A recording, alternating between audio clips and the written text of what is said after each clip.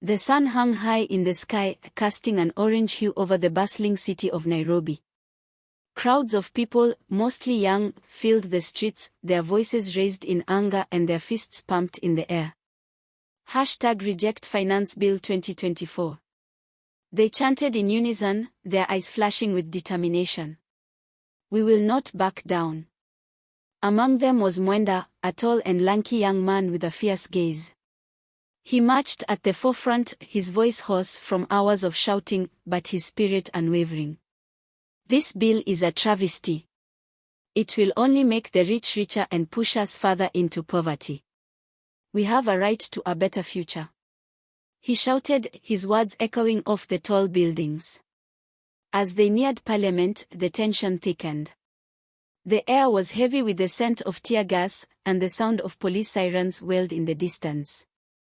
The protesters pressed on, their numbers swelling as more joined their cause. We are peaceful. They chanted, hands raised, but their voices were met with batons and water cannons. In the midst of the chaos, Mwenda spotted a familiar face, his friend, Amani, lying on the ground, her body motionless amid the stampede.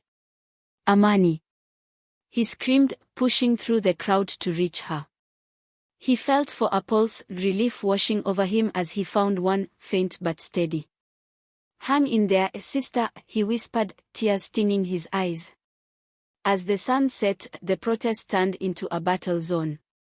Protesters hurled rocks and Molotov cocktails, their faces masked against the tear gas. The Parliament building loomed ahead, its windows shattered, and smoke billowing from within. We have to get inside.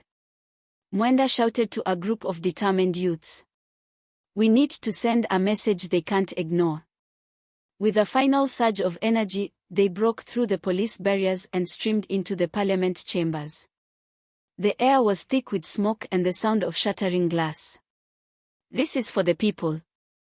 Enjored shouted, his voice carrying above the chaos as he watched the flames lick at the walls, devouring years of oppression and corruption. As quickly as it had begun, the fire was extinguished, leaving behind a charred and broken Parliament. The cost had been high, many had lost their lives, and countless others were injured. But as the smoke cleared, a sense of hope emerged.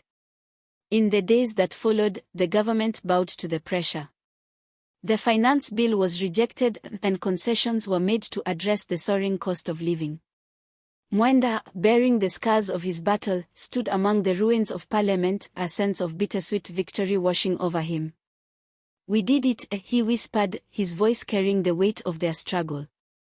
May those who fell be forever remembered. And may this be a reminder that the power always rests with the people. As the story of their bravery spread, the world bore witness to the power of a generation unwilling to accept injustice. Their voices, once silenced, now rang loud and clear, inspiring others to rise and demand a better world.